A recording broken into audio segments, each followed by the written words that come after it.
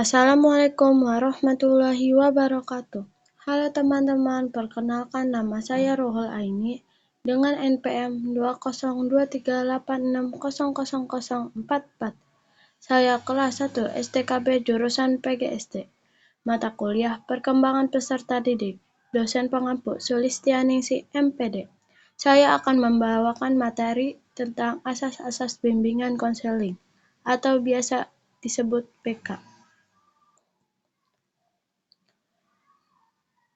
Apa itu asas BK? Asas adalah segala hal yang harus dipenuhi dalam melaksanakan suatu kegiatan, agar kegiatan tersebut dapat terlaksanakan dengan baik, serta mendapatkan hasil yang memuaskan. Penyelenggaraan bimbingan dan konseling harus memperhatikan asas-asas yang mendasari tugas-tugas pembimbingan. Keberhasilan tugas pembimbingan sangat dipengaruhi oleh kemampuan konselor dalam memenuhi asas-asas tersebut. Seorang konselor yang tidak memperhatikan asas-asas bimbingan dan konseling akan menemui banyak hambatan, atau bahkan akan menemui kegagalan dalam melaksanakan tugas-tugas kepembimbingannya. Asas-asas bimbingan dan konseling merupakan ketentuan-ketentuan yang harus diterapkan dalam penyelenggaraan pelayanan bimbingan dan konseling. Oleh karena itu, asas PK terbagi menjadi 12. Yang pertama, asas kerahasiaan. Asas-asas kerahasiaan yang itu menuntut dirahasiakannya segenap data dan keterangan peserta didik yang menjadi sasaran layanan, yaitu data atau kekurangan yang tidak boleh dan tidak layak diketahui oleh orang lain. Sebagaimana telah diketahui bahwa dalam kegiatan bimbingan dan konseling, kadang-kadang konselor harus menyampaikan hal-hal yang sangat pribadi atau rahasia kepada konselor. Oleh karena itu, konselor harus menjaga kerahasiaan data yang diperolehnya dari konselinya. Contohnya, ada seorang konseli yang menceritakan kepada konselor bahwa seorang konseli itu memiliki penyakit HIV yang didapatnya sejak lama. Maka seorang konselor harus bisa menjaga kerahasiaan tersebut agar penyakit konseli itu tidak diketahui oleh orang banyak. Yang kedua, asas kesukarelaan. Adanya kesukaan dan kesukarelaan peserta didik mengikuti pelayanan yang diperlukan baginya. Asas-asas kesukarelaan yaitu menuntut dirahasiakannya segenap data dan keterangan peserta didik yang menjadi sasaran layanan, yaitu data atau keterangan yang tidak boleh dan tidak layak diketahui oleh orang lain.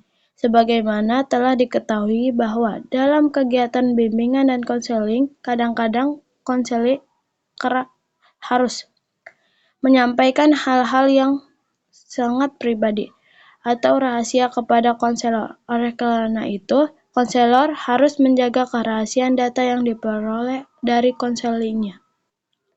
Contohnya, ada seorang peserta didik yang selalu tidak masuk dikarenakan tidak suka pada salah satu mata pelajaran di sekolahnya. Sebagai guru konselor, seharusnya kita harus mengubah sikap atau perilaku konselor tersebut agar dapat suka pada mata pelajaran tersebut dengan selalu membina dan mengembangkannya. Yang ketiga, asas keterbukaan. Asas keterbukaan yaitu asas bimbingan dan konseling agar peserta didik menjadi sasaran layanan atau kegiatan bersikap terbuka dan tidak berpura-pura, baik di dalam memberikan keterangan tentang dirinya sendiri maupun dalam menerima berbagai informasi dan materi dari luar yang berguna bagi pengembangan dirinya. Contohnya, ada seorang konselor yang memiliki sifat tertutup sebagai konselor. Kita harus dapat mengubah konselor untuk bicara secara terbuka dan tidak berpura-pura dalam menceritakan masalah pribadinya sendiri, sehingga konselor dapat berbicara jujur dan merasa nyaman dalam penyampaian masalahnya. Yang ketiga, asas kegiatan. Agar peserta didik berpartisipasi aktif dalam penyelenggaraan layanan. yang diperuntukkan baginya. Contohnya, seorang konselor harus bisa membuat suatu program kegiatan seperti ospek maupun MOS agar konseli atau peserta didik dapat mengenali lingkungan yang baru, serta mampu untuk menyesuaikan dirinya dengan lingkungan yang baru. Yang kelima, asas kemandirian. Diharapkan peserta didik mandiri dengan ciri mengenal, menerima diri sendiri dan lingkungannya, mampu mengambil keputusan, mengarahkan, serta mewujudkan diri sendiri.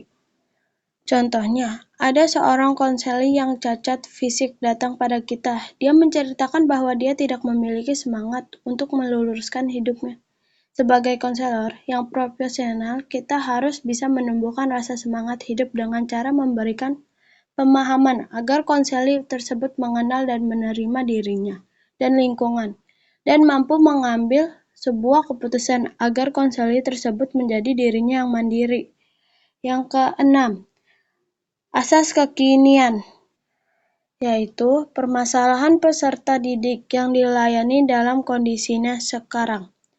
Contohnya, konselor tidak banyak fokus pada masalah yang telah dihadapi, tetapi konselor harus terus memantau perkembangan konseli, baik fisik dan psikisnya. Yang ketujuh, asas kedinamisan.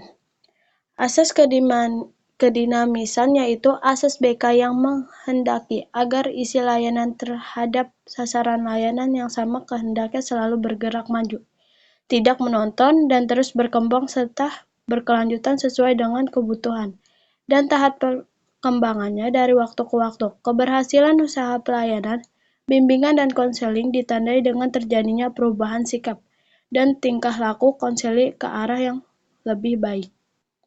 Contohnya, seorang konselor harus mampu mengikuti pergerakan zaman agar konselor dapat menyelesaikan suatu permasalahan yang pada seorang konseli yang semakin kompleks, misalnya keluarga broken, serta pergaulan bebas di kalangan pemuda.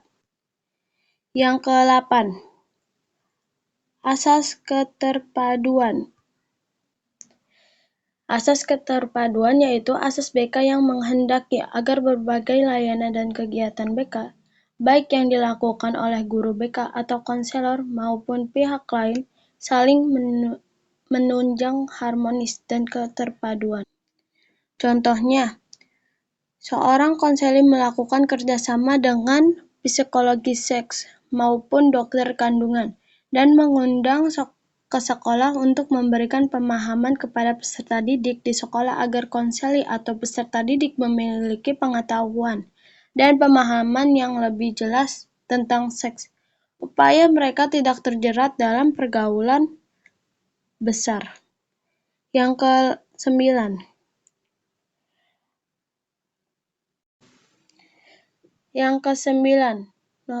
asas kenormatifan. Usaha bimbingan dan konseling tidak boleh bertentangan dengan norma-norma yang berlaku, baik ditinjau dari norma agama, norma adat, norma hukum atau negara, norma ilmu maupun kebiasaan sehari-hari. Contohnya, seorang konselor dalam menjalankan tugasnya harus sesuai dengan norma hukum, adat istiadat, sehingga terciptanya suasana yang harmonis di antara konseli dan konselor. Karena seorang konselor yang profesional harus bisa menciptakan suasana yang nyaman bagi seorang konseli. Yang ke-10, asas keahlian. Asas keahlian yaitu asas BK yang menghendaki agar layanan dan kegiatan BK diselenggarakan atas dasar kaidah-kaidah profesional. Contohnya, apabila ada seorang peserta didik atau konselor yang datang pada seorang konselor, seorang harus bersikap seperti konselor, bukan bersikap seperti dokter maupun yang lain, yaitu memberikan sepenuhnya semua keputusan pada konseli. Yang ke-11, asas alih tangan kasus. Dalam pemberian layanan bimbingan dan konseling, asas alih tangan. Jika konselor sudah mengerahkan segenap kemampuannya untuk membantu individu, tetapi individu yang bersangkutan belum dapat terbantu sebagaimana yang diharapkan, maka konselor dapat mengirim individu kepada petugas atau badan yang lebih ahli. Contohnya, ada seorang peserta didik atau konseli yang mengalami tidak lulus sekolah. Seorang konselor tidak dapat bertindak sendiri dalam konteks ini. Seorang konselor harus melakukan kerjasama dengan pihak yang lebih kompeten dalam kasus ini, seperti membawa konseli tersebut pada seorang psikiater maupun dokter. Yang ke-12, asas tuturi hadayani. Asas tuturi hadayani yaitu asas bimbingan dan konseling yang menghendaki agar pelayanan bimbingan dan konseling secara keseluruhan dapat menciptakan suasana yang mengayomi, memberikan rasa aman, mengembangkan keteladanan, memberikan rangsangan dan dorongan serta kesempatan yang seluas-luasnya kepada klien untuk maju. Contohnya, seorang konselor harus menjadi guru teladan dan menyenangkan agar peserta didik atau konseli tidak takut menceritakan masalahnya kepada kita dan mampu mengayomi peserta didik. Sekian dari saya. Maaf apabila ada kesalahan baik kata atau perbuatan, karena semua yang baik datangnya dari Allah dan kesalahan datangnya dari saya sendiri. Wabillahi taufiq wal hidayah. Wassalamualaikum warahmatullahi wabarakatuh. Sekian dan terima kasih.